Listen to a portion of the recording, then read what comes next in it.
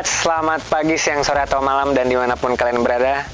Balik lagi sama gue Sena di Kobayoga Sena Learn to Vlog. So, hari ini gue akan buka-bukaan ya, menurut gue, opini gue mengenai motor asal Malaysia, yaitu SM Sport V16 di belakang gue ini, alias motor hampir Davidson. Jadi motor ini kurang lebih udah gue pakai selama 1 minggu lebih lah. Gue sama bokap make, dan memang lebih banyak gue yang make karena gue memang suka sama motor yang modelnya kayak gini, model-model Harley lah gitu. Dan di sini gue pengen ngasih opini gue nih mengenai motor ini, mengenai positif dan minusnya. Kita mulai dari yang positif dulu kali ya. Plusnya dari motor ini adalah desainnya yang emang mewah banget kalau menurut gue. Kalau ini emang bener-bener plek kayak Harley Softail yang modelnya emang cruiser. Jadi ciri khas motor-motor cruiser itu ring belakangnya sama ring bagian depan ya, ban depan belakang itu beda cuy. Nah, jadi buat bannya itu ya, buat motor-motor ala cruiser itu yang kayak Harley Softail, ciri khasnya adalah di bagian rodanya cuy. Jadi kalau misalnya cruiser itu ring depan sama ring belakangnya beda, pasti beda. Dan ring bagian depan pasti lebih besar. Contohnya kayak SM Sport V16 ini. Dia bagian belakangnya ring 15, ban 130. Yang depannya ring 18, bannya pakai nomor 90. Jadi emang beda 3 cuy. Lumayan gede sih. Tapi meskipun beda gitu, ibaratnya kayak motor cacat lah gitu, nggak sama gitu, tapi cakep cuy. Jadi emang motor-motor kayak gini tuh cakepnya ya model kayak gini gitu loh. Terus buat build quality-nya alias materialnya dengan harga 58 juta ya, hampir 58 juta tepatnya, karena ini motor harganya 57,7 juta. Buat materialnya itu udah oke banget cuy, karena plastiknya pun meskipun ini memang catnya kurang sih kalau menurut gua, cuman sebenarnya besi cuy. Kalian mungkin kalau misalnya ngelihat secara tidak langsung gitu ya, ngelihatnya ini kayak plastik, tapi sebenarnya besi tuh. Nah tapi ini juga besi cuy, ini besi. Pokoknya nggak ada yang plastik lah buat. Nah ini nih, ini ada plastik nih. Ini baru plastik, sisanya besi. Terus ini juga aksen-aksen chrome-nya cakep, jatuhnya nggak norak di motor ini, malah terlihat lebih mewah.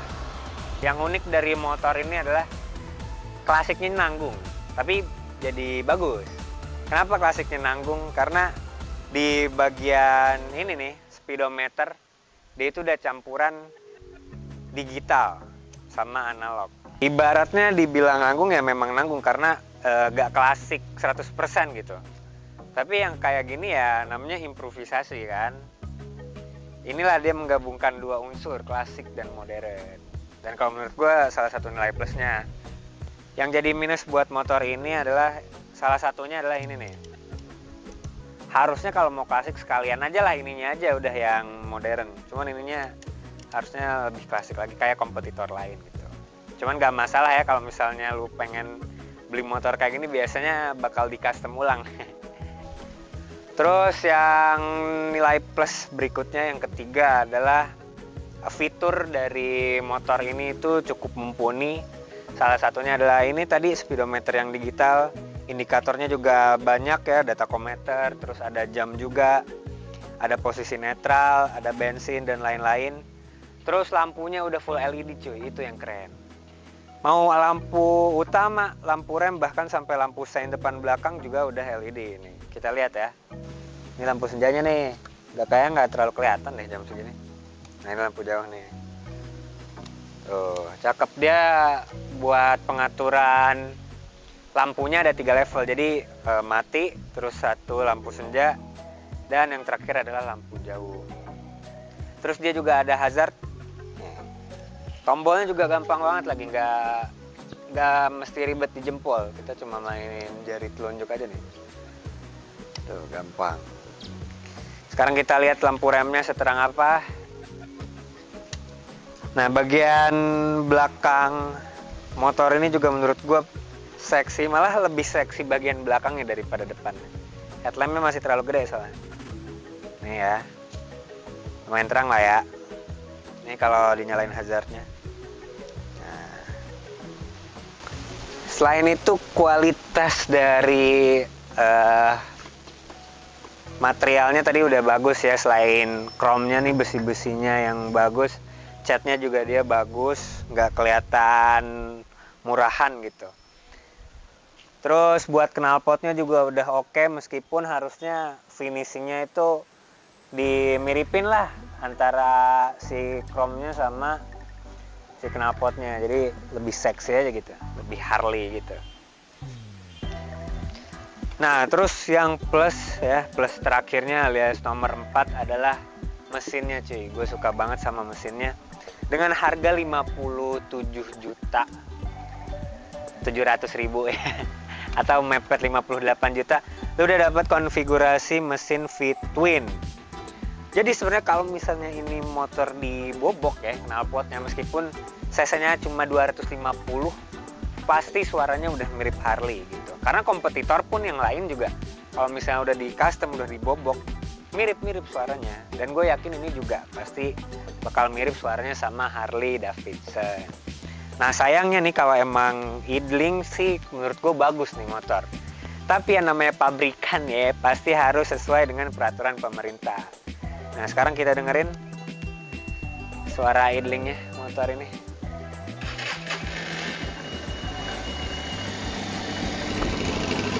Ini suara idlingnya nih guys. Enak sih sebenarnya. Maksudnya udah, ibaratnya udah kelihatan lah kalau misalnya di custom nih makin bakal bangor nih suara.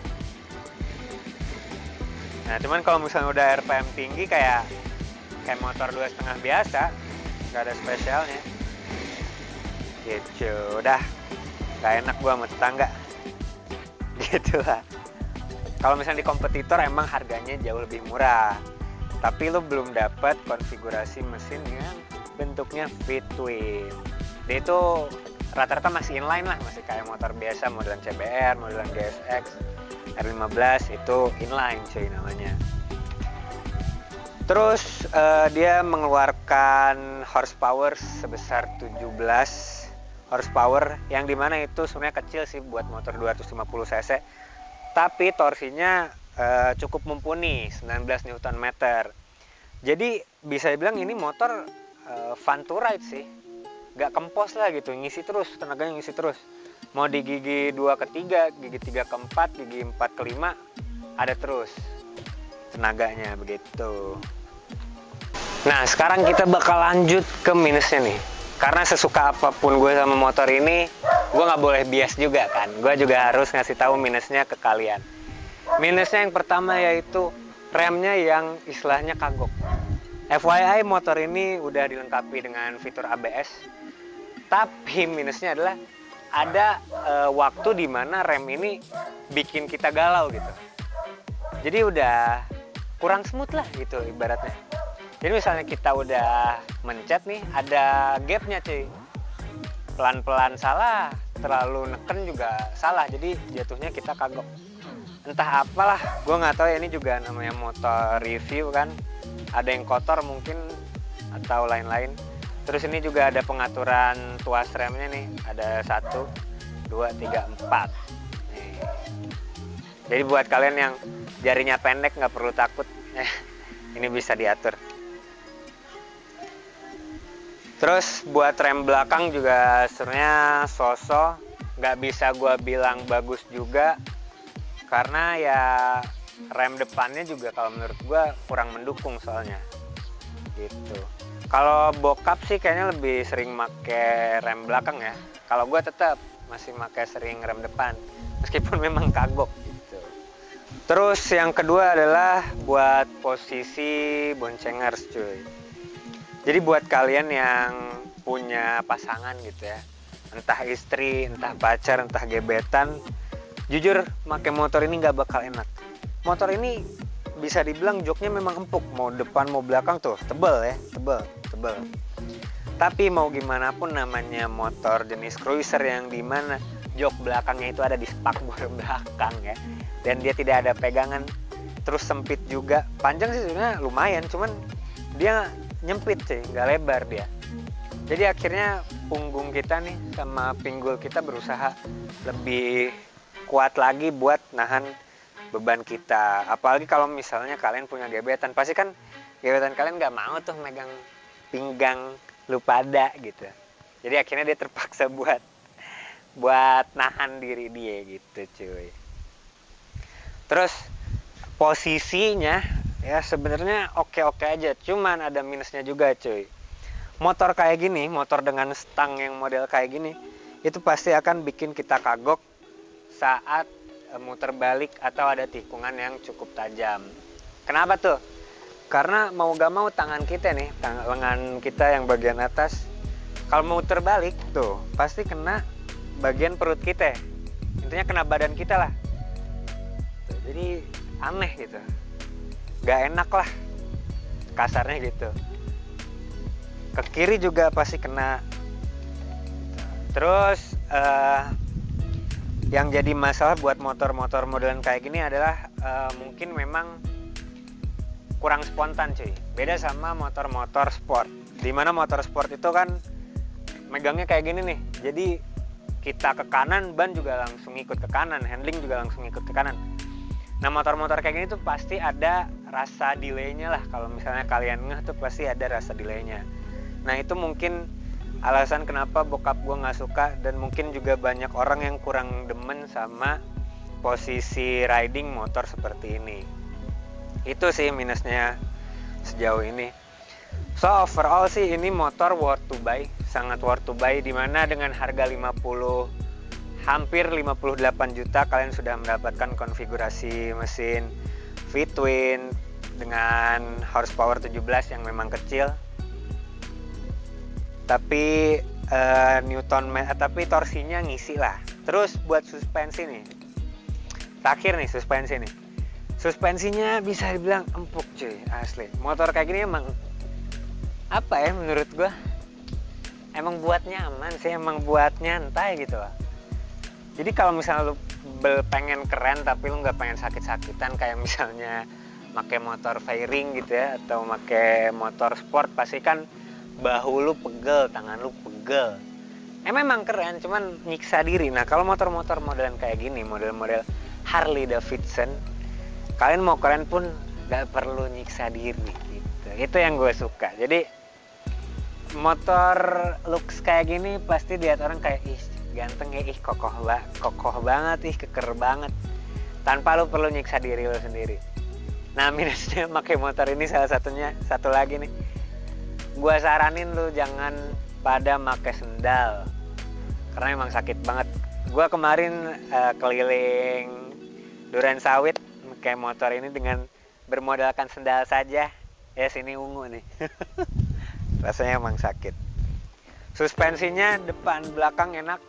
Terus kalau misalnya lu nabrak polisi tidur secara langsung juga nggak bakal bikin lu pantat lu sakit. Penumpang ya, bukan buat pengendara ya, bukan buat penumpang. Kalau penumpang ya pasti kagak enak gitu sih. Itu kan minusnya tuh.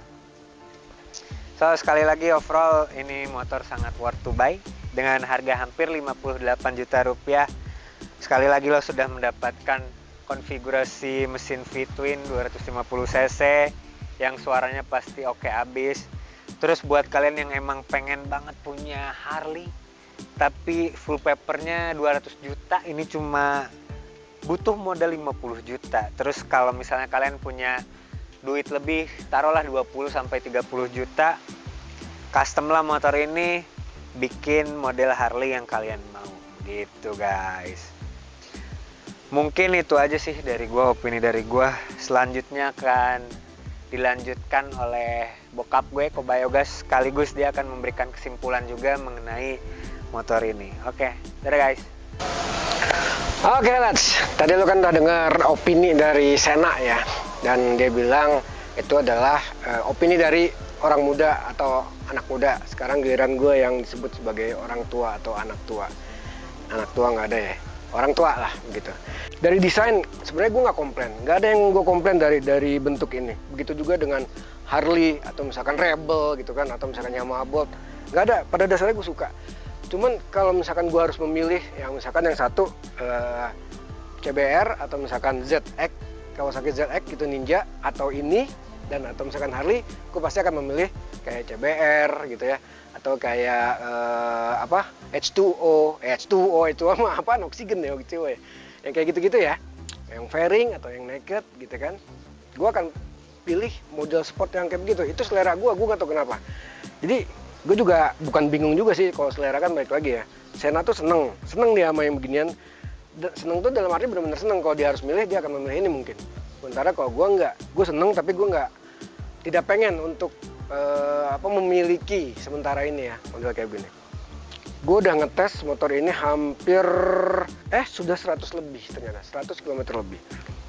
Dan yang paling sering make tentunya Sena karena dia yang suka. Kalau gue lebih ke nyoba pertama jarak jauh dan kedua boncengan sama bini gue.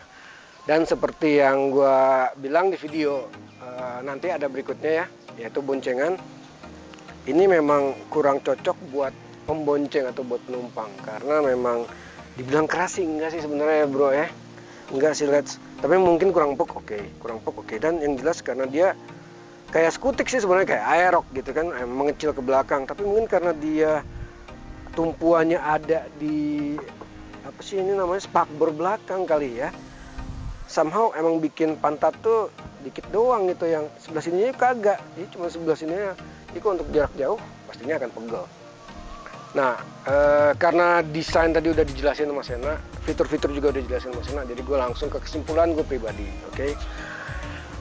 Begini, kalau misalkan lo nanyain beli motor ini worth it nggak sih Kang? Nah gitu ya, tergantung. Kalau misalkan lo suka, lo harusnya punya dan lo harusnya beli. Karena apa? Tapi lo juga harus memaklumi atau memahami diri lo sendiri bahwa gue bukan tipikal yang gue beli motor untuk dijual lagi gitu kan. Lo beli motor mikirin jual beli laginya, harga secondnya kayak gimana. Kalau lo tipe yang seperti itu udah lupain, lo nggak bisa milih motor ini. Karena sejauh gue ngobrol sama petinggi dari SM Sport, M-Force Indonesia sendiri, motor ini laris, tentunya larisnya adalah untuk kelas dia gitu ya, untuk merek dia dan untuk kelas dia. Jangan lo bandingin sama Beat gitu misalkan ya, jangan lo bandingin sama Vario, jangan jauh. Tapi untuk versi mereka ini tuh terlaris, saingan sama SM Sport yang klasik, yang bebek tuh, yang kayak Super Cup. Nah itu saingan lah, sama-sama jumlahnya gitu kan. Artinya apa?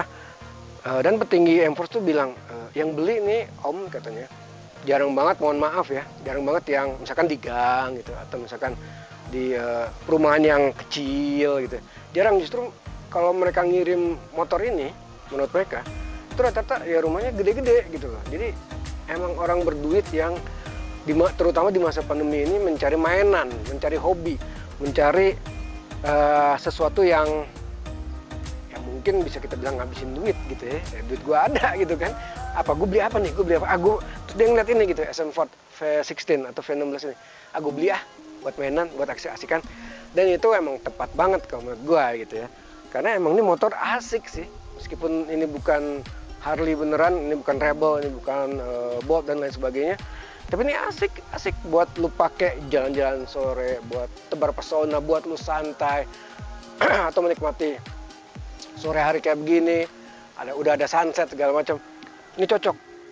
Tapi terus lu bilang atau lu berkomentar, nggak, modelnya atau tipenya nggak original, niru Harley.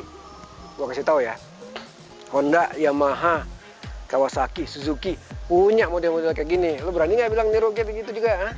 Jadi intinya model ini mau original apa enggak, semua pabrikan tuh punya model yang seperti ini. Karena apa? Karena emang Harley itu emang bisa dibilang kiblatnya ya. Jadi motor Cina, motor Malaysia, ini SM Sport ini dari Malaysia, Taiwan segala macam, mereka punya model-model kayak gini. Jadi kalau lu punya duit dengan harga 57,7 atau 58 juta kurang, dan lu bukan tipikal yang mikirin ntar besok gue jual atau harga jual kembalinya gimana ya, lu bukan orang yang tipe kayak gitu, lu wajib punya deh.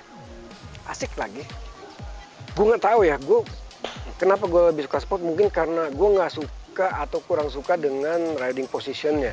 Kagok gue nih motornya itu kagok, nggak apa ya, nggak feedbacknya dari roda ke stang itu kayak kurang aja, nggak sporty lah. Beda kalau misalkan gue bawa CBR, misalkan GSX, R15, R25 segala macam. Di sini yang apa ya, lu bener-bener punya kontrol di situ. Kalau di sini tuh feedbacknya emang tipikal motor ini kayaknya ya. Dari roda ke stang dan ke kita tuh agak-agak hambar. Gue bawahnya kagok mulu waktu boncengin bini gue. Bahkan sendiri pun masih suka kagok juga. Itu. Tapi itu balik lagi ke masing-masing. Gue tidak menyalahkan karena memang motor begini emang karakternya begitu. Lu nggak bisa nyalain, bukan salah mereknya, bukan. Tapi memang karakter kayak begitu. Sama rem gue setuju sama Sena. Dia kayak ini harus ada yang dibersihin menurut gue. Nah, jadi ini, nah gergel gitu loh. Jadi nggak smooth. Kalau pakem sih pakem beneran, sumpah. Ini motor pakem remnya. Cuman nggak smooth aja. Jadi kalau kita maksudnya cuma pengen ngerem dikit, karena diginiin masih ada jeda, kita jadi narik lagi, ujung-ujungnya ya, nah gitu itu aja. Jadi untuk motor ini gue lebih sering pakai rem belakang malah. Menurut gue lebih nyaman, lebih feedbacknya lebih bagus daripada depan. So, ini worth it sih buat dibeli kalau menurut gua. Sekali lagi kalau lu bukan tipikal yang mendang-mending gitu kan. Mending motor ini, mending motor itu, harga jual kembali bagus dan sebagainya. Gitu aja. Oke, semoga bermanfaat. Assalamualaikum warahmatullahi wabarakatuh.